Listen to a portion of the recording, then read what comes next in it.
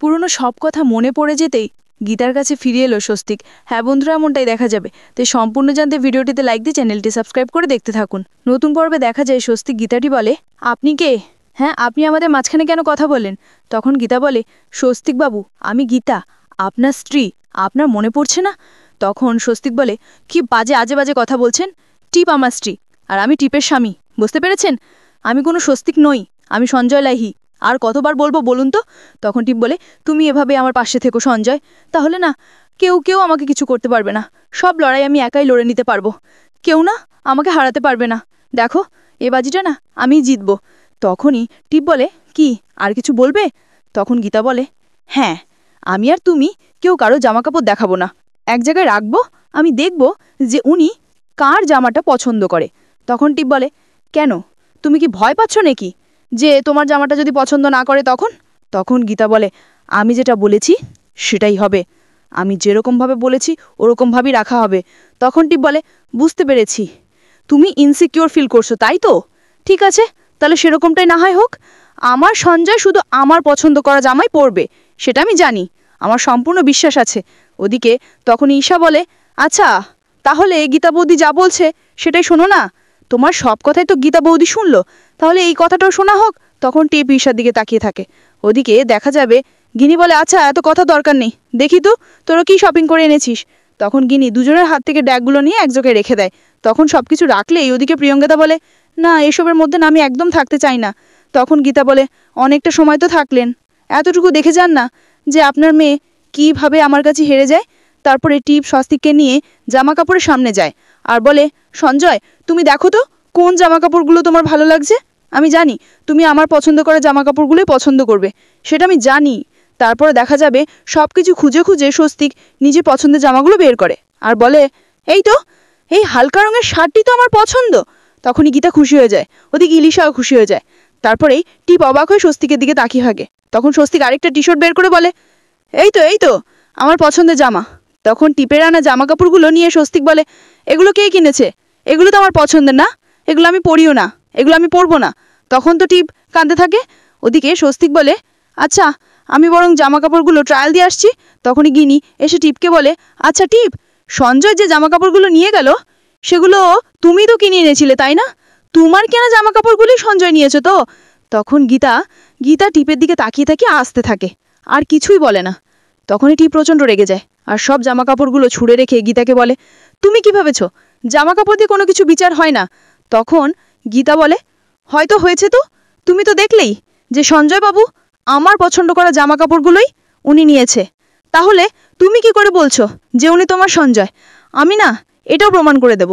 সঞ্জয় নামে কোনো অস্তিত্বই নেই। তখন টিপ বলে, কিচ্ছু প্রমাণ করতে পারবে না তুমি। ও আমাকে ভালোবাসে, শুধুমাত্র আমাকে ভালোবাসে, তাই আমাকে ভালোবাসা ছাড়া সঞ্জয়ের জীবন আর কোনো কিছু নেই। আর সঞ্জয় আমাকে ভালোবেসে আমার সঙ্গে থাকবে। তুমি শুধুমাত্র এই জামা কাপড় দিয়ে এসব দিয়ে কোনো কিছু প্রমাণ করতে পারবে না, কিচ্ছু না। আর জিতবো তো আমি। তখনই গীতা হাসতে থাকে। তারপরে টিপ সেখান থেকে রেগে চলে যায়, কিন্তু গীতা কিছুই বলে না। তারপরে দেখা যাবে প্রিয়ঙ্গদা চ্যাটার্জি তাকিয়ে থাকে টিপের দিকে আর বলে, আমার মেয়েটা যে কি করছে কে জানে। তখনই গীতা বলে, আপনার মেয়ে না হেরে যাবে আমি জানি তো। তখন প্রিয়ঙ্গদা চ্যাটার্জি বলে, এতে আমার মেয়েটা না নিজের হার সহ্য করতে পারবে না, আমি জানি। ও কখনো হেরে যাওয়াটা মেনে নিতে পারবে না, ও সহ্য করতে পারবে না। তখন গীতা বলে, ওকে তো হারতেই হবে, কারণ আমি এটা প্রমাণ করে দেব যে উনি আমার স্বস্তিক মুখার্জি, উনি আমার স্বামী, উনি স্বস্তিক বাবু। সঞ্জয় লাহিড়ী নামে কারো কোনো অস্তিত্ব নেই, টিপ এটা ভালো করেই জানে। তারপরেও টিপ শুধু এই লড়াইয়ে নেমেছে, শুধু। ওদিকে টিপ স্বস্তিকের কাছে যায়। তখন স্বস্তিক বলে, দেখো টিপ, তোমার পছন্দ করা জামা কাপড়গুলোই তো আমি পরেছি, তুমি তো এগুলো আমাকে আমার জন্য পছন্দ করেছিলে তাই না? বলো না টিপ, আমাকে কেমন লাগছে বলো? তখনই টিপ স্বস্তিকের কলার চেপে ধরে আর বলে, কেন করলে এটা, কেন করলে তুমি? এই জামা কাপড়গুলো আমি পছন্দ করে আনিনি, এগুলো গীতা পছন্দ করে এনেছে, আর তোমাকে এগুলো পছন্দ করতে হলো? কেন করলে তুমি এটা? কেন হলো এরা এরকম? আমার না কিচ্ছু ভালো লাগছে না আমার। তখন এই কথাগুলো বলে চিৎকার করতে থাকে টিপ। তখনই সেখানে গীতা চলে আসে। তখন গীতা এসে বলে, টিপ মাথা ঠান্ডা করো। তখনই স্বস্তিক রেগে গিয়ে বলে, আচ্ছা আপনি কি শুরু করেছেন বলুন তো? কেন আপনি আমাদের দুজনের মাঝখানে বারবার চলে আসছেন? কেন চলে আসছেন? তখনই গীতা বলে, স্বস্তিকবাবু আপনার মনে পড়ছে না আমার কথা? আমি গীতা, আপনার স্ত্রী, আমি গীতা গীতা এলএলবি, আপনি আমাকে চিনতে পারছেন না? তখন স্বস্তিক বলে, না আমি আপনাকে চিনতে পারছি না, আমার স্ত্রী আপনি হতে পারে না, টিপ আমার স্ত্রী। এই বলে সেখান থেকে স্বস্তি চলে যায়। তখন গীতা কাঁদতে থাকে আর বলে, স্বস্তিকবাবু আপনার কিছু মনে পড়ছে না? আমাদের বাচ্চার কথা কোনো কিছু আপনার মনে পড়ছে না? কেন মনে করতে পারছেন না আপনি? এই বলে গীতা কাঁদতে থাকে। তারপরে দেখা যাবে অগ্নিজিৎ মুখার্জির কাছে বড়বাবু আসে। আর তখন বড়বাবুকে দেখে অগ্নিজিৎ মুখার্জি বলে, বড়বাবু আপনি? তখন বড়বাবু বলে, হ্যাঁ আসলে দেখা করতে আসলাম। তখন অগ্নিজিৎ বলে, গীতার সঙ্গে? তখন বড়বাবু বলে, না গীতার সঙ্গে না, আসলে জানেন তো ওই যে সঞ্জয় লাহিড়ী যে স্বস্তিক মুখার্জি, আমি জানি। তারপরে দেখাতে হবে গীতাকে ডাকে অগ্নিজিৎ আর বলে, গীতা তোমার সঙ্গে বড়বাবু দেখা করতে এসেছে। তখনই গীতা বড়বাবুকে বলে, বড়বাবু আপনি এখানে? তখন বড়বাবু বলে, হ্যাঁ অগ্নিকন্যা, আসলে সঞ্জয় লাহিড়ী যে স্বস্তিক মুখার্জি, সঞ্জয় লাহিড়ী সেখানে বসে আছে, তার সঙ্গে আমি কথা বলতে এসেছি। তার সঙ্গে আমার কথা বলাটা দরকার। আমার মনে হচ্ছে আপনি মেয়েটার ফাঁদে পা দিয়ে ভুল করেছেন। তখন অগ্নিজিৎ বলে, এটাই তো আমি গীতাকে বারবার করে বোঝানোর চেষ্টা করেছি। ওই টিপ মোটেও সোজা মেয়ে নয়। ওর কথায় গীতার ফাঁদে পা দেওয়া একদম উচিত হয়নি। এই বাড়িতে মেয়েটাকে নিয়ে আসা একদম উচিত হয়নি। আমাদের বাড়িতে এসে ঘিরে বসেছে, আমি না একদম সহ্য করতে পারছি না। তখন গীতা বলে, বাবা আপনি চিন্তা করবেন না, আমি কিছু একটা ভেবেই ওকে বাড়িতে এনেছি। আমি না রাজি হয়েছি। সেদিন না সবটা মিটে যেত যদি মাত্র আপনি ওই স্বস্তিকবাবুর শরীরে দাগগুলো দেখতে পারতেন, তাহলে না এত কিছু করার দরকারই পড়তো না। কারণ বজন্তী কিন্তু বিষাক্ত সাপ। ও কিন্তু এমনিতে কাউকে ছেড়ে দেবে না, ও কিন্তু এমনিতে ছোবল দেবে। তার জন্যই তো আমি এই কথাটা ওর মেনে নিয়েছি। তখনই অগ্নিজিৎ বলে, তার মানে এসব কিছুর জন্য তুমি আমাকে দোষারোপ করছো? তখন গীতা বলে, না না বাবা, আপনাকে আমি দোষারোপ করছি না, তবে আপনি যদি দেখে নিতেন না তাহলে কিন্তু প্রমাণ করাটা অনেকটা সহজ হতো। তার জন্যই আমি স্বস্তিকবাবুকে এই বাড়িতে নিয়ে আসতে বাধ্য হয়েছি, যাতে যে কোনোভাবেই হোক ওই দাগটা আমি দেখতে পারি। কারণ কোর্ট চায় প্রমাণ বাবা, প্রমাণ করতে হবে আমাদের। তখনই বড়বাবু বলে, কি বলছেন অগ্নিকন্যা, তার মানে আপনি সব ভেবে এনেছেন? তখন গীতা বলে, হ্যাঁ বড়বাবু, কোর্টের ভিতরে আমার মুখ চলে, কোর্টের বাইরে আমার হাত চলে, আর আমার কিন্তু মাথাটাও চলে। তার জন্যে আমি জানতাম ওই বাড়িতে আমি কোনোদিনও স্বস্তিকবাবুর শরীরের দাগটা আছে কিনা সেটা দেখতে পারতাম না। তার জন্যে আমি এখানে ওনাদেরকে নিয়ে এসেছি। তখনই বড়বাবু বলে, তার মানে ওই দাগটা আপনি দেখার চেষ্টা করবেন? তখন গীতা বলে, হ্যাঁ আমি জানি ওর শরীরে ওই দাগটা থাকবে, কারণ ওই আমার স্বস্তিক। কিন্তু টিপ যতই খারাপ হোক না কেন, বড়লোকের মেয়ে উশৃঙ্খল, কিন্তু একটা ব্যাপারে কিন্তু ও 10 নম্বর পাবে। স্বস্তিকবাবুকে ভালোবাসার জন্য ওকে 10-এ 10 দিব, কারণ ওর ভালোবাসাটা কিন্তু সত্যি। আসলে সৎমার ঘরে বড় হয়েছে তো, মা মারা গেছে, মায়ের ভালোবাসা পায়নি, আর ও কিন্তু সৎমাকে মেনেও নিতে পারেনি, তার জন্য এরকম উশৃঙ্খল হয়ে গেছিল। তার জন্যই স্বস্তিকবাবুকে এভাবে আঁকড়ে ধরেছে। তখনই বড়বাবু বলে, কিন্তু অগ্নিকন্যা আপনি কি বলতে চাইছেন? তখনই গীতা বলে, হ্যাঁ বড়বাবু, আসলে ও না যদি সেদিন স্বস্তিকবাবুকে না বাঁচাতো তাহলে তো আমার স্বস্তিকবাবু বেঁচে থাকতো না। তখন অগ্নিজিৎ বলে, গীতা তুমি কিন্তু ভুল করছো, তুমি স্বস্তিকের স্ত্রী, আর স্বস্তিক আমার ছেলে, তোমার সন্তানের বাবা। তখনই গীতা বললে, আমি জানি বাবা, তাই তো আমি এখানে এত কিছু করছি। আমি এটা প্রমাণ করতে চাইছি যে এটাই আমাদের স্বস্তিক মুখার্জি, কারণ আমি তো জানি উনি স্বস্তিক বাবু, কিন্তু সেটা উনি তো মুখে স্বীকার করছে না, তাই ওনাকে সবকিছু মনে করাতে হবে। তখন বড়বাবু বলে, আচ্ছা ঠিক আছে, তাহলে আমি জিজ্ঞাসাবাদ করতে চাই।